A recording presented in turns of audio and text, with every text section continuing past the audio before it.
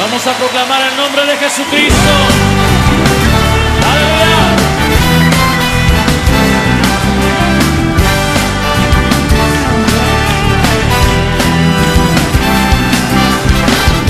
Queremos a Cristo proclamar, como un estandarte levantar, que toda la gente pueda ver, Él es el camino al cielo.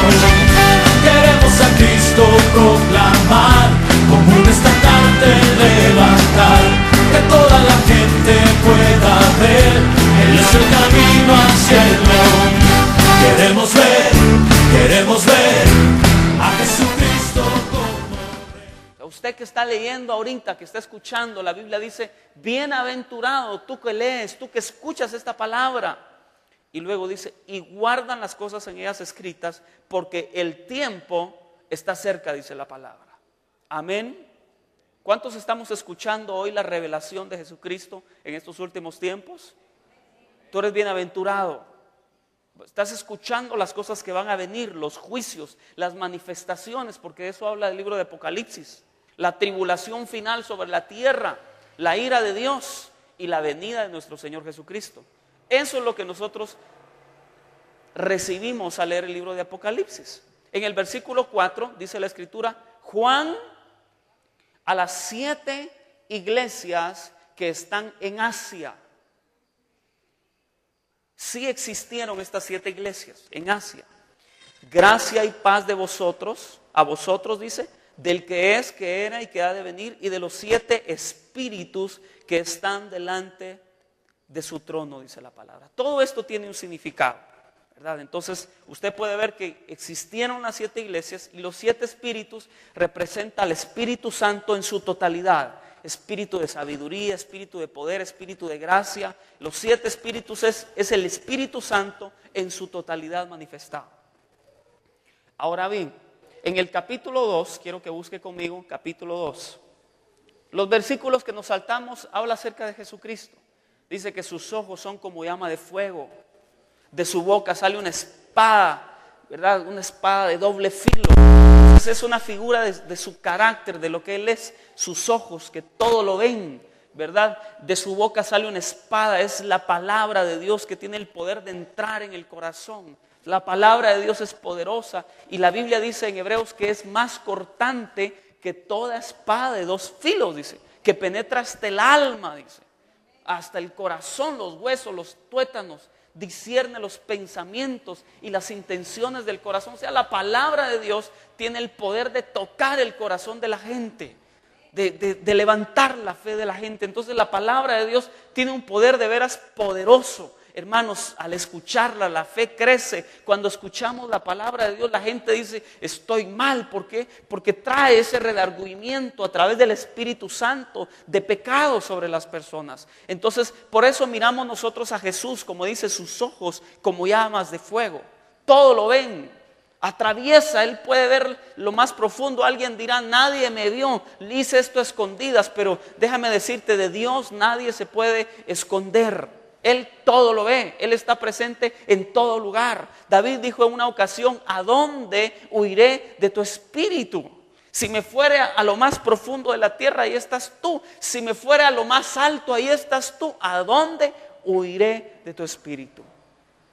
Entonces, sus palabras son como una espada aguda que sale, que toca, que penetra. En el capítulo 2 y verso 1, vamos a leer la primera carta a la iglesia de Éfeso. Dice, verso 1 dice, escribe al ángel de la iglesia en Éfeso. Luego dice, el que tiene las 7 estrellas en su diestra. Luego dice, el que anda en medio de los 7 candeleros de oro, dice esto, dice la palabra. Entonces, mire, en primer lugar, Éfeso significa deseable. Éfeso era la iglesia deseable. Eso significa Éfeso. Y luego dice el que tiene las 7 estrellas. Las estrellas significan los ángeles de cada iglesia. Los mensajeros. Algunos han dicho que las estrellas de cada iglesia son los pastores, que traen esa esa bendición, son como un ángel de Dios para la iglesia, ¿verdad? Pero, y los 7 candeleros, ahí dice, el que anda en medio de los 7 candeleros de oro, dice esto, y los candeleros son las iglesias. Cada uno de esos candeleros es una iglesia. La luz, representando la luz en medio de las tinieblas. Ahora bien, hay algo bien interesante. Usted puede encontrar variedad de iglesias cristianas, variedad de iglesias. Características diferentes en algunas iglesias, pero mire, aquí dice que Jesús anda en medio de los 7 candeleros. Jesús anda en todas esas iglesias. Ahí está Jesús. Ahí está Jesús. No puede decir Jesús no está aquí porque no se siente la presencia de Dios. Aquí no se siente la unción como se siente allá. Déjeme decirle, puede que usted no la sienta en una iglesia, pero déjeme decirle, Jesús está ahí. La Biblia dice que Jesús anda en medio de los 7 candeleros. Representa la iglesia. Aunque sea la iglesia diferente a la nuestra, aunque sea o aunque otra iglesia nos critique a nosotros, déjeme decirle, Jesús está aquí. Porque Él anda en medio de los 7 candeleros y Él está. Él lo dijo, donde 2 o 3 se congreguen en mi nombre, ahí estoy yo en medio de ellos. Entonces sabemos que Jesús está aquí. Amén. Muy bien, vamos a seguir leyendo, versículo 2. Le dice, yo conozco tus obras, le dice Jesús, y tu arduo trabajo y paciencia, y que no puedes soportar a los malos. Y has probado a los que se dicen ser apóstoles y no lo son, y los has hallado mentirosos, dice. Entonces, dese cuenta que la iglesia de Éfeso era una iglesia que trabajaba. Era una iglesia que tenía esa cualidad, una iglesia trabajadora, una iglesia activa, una iglesia que se movilizaba, hacían esto, hacían actividades. Iban de aquí, iban allá. Era una iglesia activa. Jesús les dice, conozco tus obras, tu arduo trabajo, tu paciencia, que no puedes soportar a los malos. Entonces, esa era una gran cualidad de esta iglesia, una iglesia trabajadora. Pero déjeme decirle, lo segundo que esta iglesia hacía, dice, y has probado a los que se dicen ser apóstoles, dice. En ese tiempo también se levantaron falsos profetas. En ese tiempo habían personas que se decían ser enviados de Dios, porque la palabra apóstol significa enviado. Entonces, déjeme decirle, Jesús dijo, cuídense de los lobos vestidos de piel de oveja. Pueden parecer ovejas, pero por dentro son lobos rapaces. Entonces, esta era una iglesia muy trabajadora y era una iglesia también que probaba a los enviados. Era una iglesia que discernía el espíritu con el que le estaban hablando. Y es cierto, hermanos, aunque usted no lo crea, hoy en día se levantan muchas personas con malas intenciones. Critican a los pastores, ¿verdad? Algunos hasta se han atrevido a decir, ay Dios, yo me voy a dedicar mejor a ser pastor, dicen algunos. Pero desde ya uno puede evidenciar sus malas intenciones. Lo único que quieren, qué sé yo, es tener dinero, ser conocidos. Y buscan otro propósito. Y esta era una iglesia que probaba a esa gente. Probaba el espíritu con que ellos les hablaban. Hay personas que lo único que buscan es ser amadores de sí mismos. Andan buscando deleites, andan buscando placer. Hay personas incluso que dicen ser predicadores y hasta se aprovechan de las personas. Aunque usted no lo crea, hay gente así. Hay gente que son lobos. Y la iglesia de Éfeso probaba a esa gente que se decían ser apóstoles y los habían hallado mentirosos. En el verso 3, vamos a seguir viendo algunas cualidades. En el verso 3 le dice el Señor a Éfeso, y has sufrido, has tenido paciencia, has trabajado arduamente. Mire, era una iglesia muy activa por amor de mi nombre y no has desmayado, le dice. Mire cómo nosotros tenemos que tener un balance en la vida. Nosotros tenemos que ser gente que amamos a Dios y tenemos que ser personas que servimos a Dios.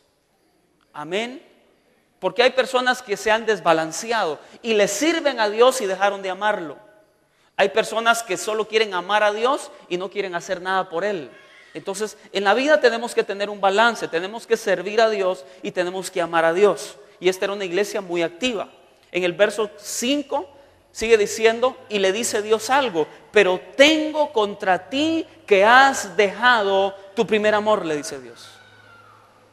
Era una iglesia muy activa, pero era una iglesia que había perdido su primer amor por Dios. Qué importante es que nosotros entendamos esto. No debemos de dejar nuestro primer amor hacia Dios. Dios debe de ser primero en nuestras vidas, hermanos. Muchas personas cuando conocieron a Dios, ese amor, ese deseo de ir a la iglesia, llegaban temprano a los servicios, se querían servir a Dios, evangelizaban, compartían con sus amigos del amor de Dios. Mire, era un avivamiento tan tremendo, estaban en su primer amor. Pero esta iglesia había dejado su primer amor con Dios. Habían dejado de amar a Dios. Estaban tan involucrados en actividades que habían dejado de amar a Dios. Y cuando Dios dice primer amor, lo que Dios está diciendo es que Él debe de ser primero en tu vida. No debe existir, y muchas veces ponemos a Dios en segundo lugar y dejamos de hacer que Dios sea nuestro primer amor. Y Él debe de ser nuestro primer amor. Amén. Ya no, esta iglesia dejó de amar al Señor en primer lugar. Acuérdese usted cuando usted conoció al Señor. Ese amor, esa pasión que usted tenía. ¿Cuántos se acuerdan de esa etapa cuando conocieron al Señor? Horas orando, leyendo la Biblia, en la presencia de Dios, porque estábamos en nuestro primer amor con Dios. Esto es como el noviazgo, hermanos. Muchas personas cuando están de novios, ay, que no sé qué, que no sé cuánto, que tutis, que dónde te pongo, que mamaita, que no sé qué, y que